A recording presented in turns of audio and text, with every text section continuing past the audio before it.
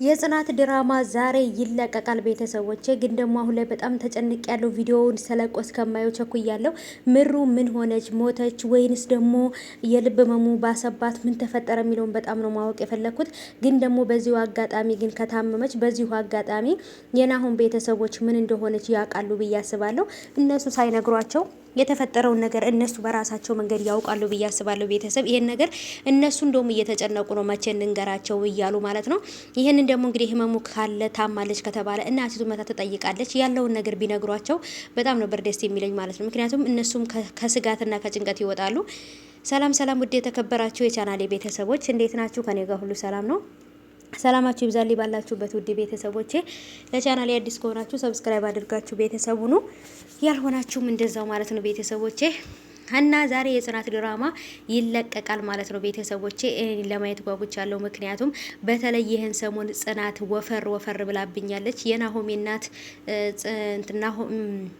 እናት ምሩን ወፈረች፣ በተለይ ሆዷ ጋር ሞላ አለችብኝ እያለች ነበረ። እኔ ደግሞ ምሩ ሳትሆን ጽናት ናት ሞላ ያለችብኝ፣ ሆዷም ጋር ፊቷም ጋር ሞላ ያለችብኝ። በተለይ ደግሞ ትካሻዬን፣ እግሬን፣ ራሴን ማለትና እንቅልፍ አብዝታለኝ። እንደውም ከምሩ ይልቅ እሷ ናት የምታጠራጠረው። ስለዚህ ጽናት እርጉዝ ሳትሆን አትቀርም።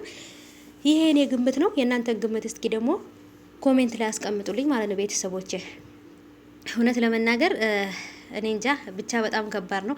ምሩ የሆነ ነገር ትሆናለች ብሎ ማሰብ ይከብዳል። ምክንያቱም ናሆሜ በጣም ነው የሚጎዳው። አሁን ራሱ እንደዚህ ታማ ሆስፒታል ስለወሰዷት በቃ የሚያረገው ነበር ግራ የገባውና ይሄን ነገር ያቃል። ምሩ እንደምትሞት ወይም ልብ ህመምተኛ እንደሆነች ያቃል። አውቆ ነው የገባበት። ግን ደግሞ ካገባት በኋላ በተለይ አብራው ስትኖር ሚስቱ ስትሆን የተጠራጋሩ ስትሆን አብራው አንድ አልጋ ላይ መተኛ ስትጀምር ግን በቃ መፍራት ጀመረ። መሞቷን ማሰብ አይፈልግም ማለት ነው። በፊት ቀላል መስሎት ነበር ነገሩ። ግን ሲገባበትና ሲለምዳት አብሯት መኖር ሲጀምር ሚስቴ ብሎ ከሷ ጋር አብሮ መኖር ሲጀምር ቤቱን ከፍቶ ሲገባ ቤቱ ሞቅ ብሎ ሚስቱ እየሳቀች ትቀበለዋለች። እና ይሄን ነገር ካየ በኋላ ደግሞ እሷ ትሞታለች ብሎ ማሰብ በጣም ከብዶታልና ይከብዳል እውነት ለመናገር። ሶሲ ደግሞ እንግዲህ ወደ ፍቅር እየተንደረደረች ነው ብዬ አስባለሁ። ምክንያቱም አሁን ላይ በተለይ እየተነጫነጨች የኔስ የትዳር አጋሬን ወይንም ደግሞ እንዴት ነው የማገኘው የኔንስ እያለች በጣም ነበረ ስትጨነቅ የነበረው። ወይንም ደግሞ ለራሷን ስታማርር ነበረ።